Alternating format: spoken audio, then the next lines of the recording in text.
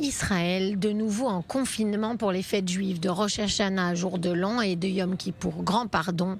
Un scénario de plus en plus probable qui va être proposé aujourd'hui au cabinet Corona par le directeur de la lutte contre le coronavirus, Roni Gamzou. L'inconnu pour l'instant, ce sont les restrictions qui seront imposées aux citoyens.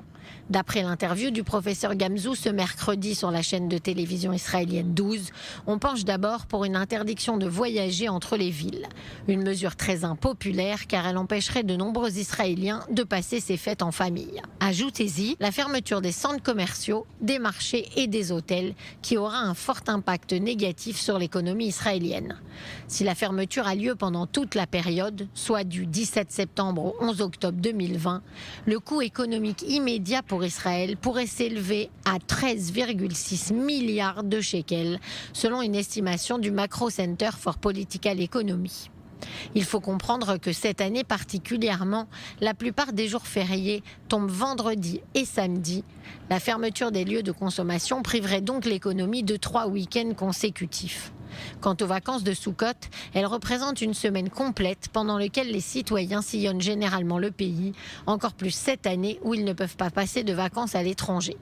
Une fermeture impacterait donc fortement le tourisme, mais aussi les secteurs du commerce de gros et de détail et la restauration, pour un montant estimé d'au moins 4,8 milliards de shekels, soit un tiers de la facture globale du pays.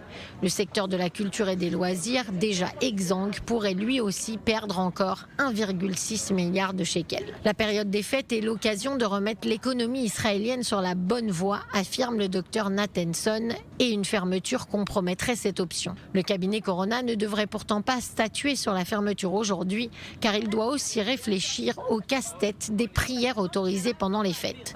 Il est clair qu'il ne sera pas possible de les empêcher pour Rosh Hashanah et Yom Kippour. La bataille politique s'annonce donc rude et le gouvernement devra être créatif. D'autant plus que les derniers chiffres du ministère de la Santé sont loin d'être encourageants. Le bilan des morts du coronavirus est passé d'un coup à 781 après la découverte de 53 décès dans les maisons de retraite et institutions de vieillesse qui n'avaient pas été inclus dans le décompte jusqu'à présent. Autant dire qu'Israël fait face à l'un des plus grands défis de son histoire.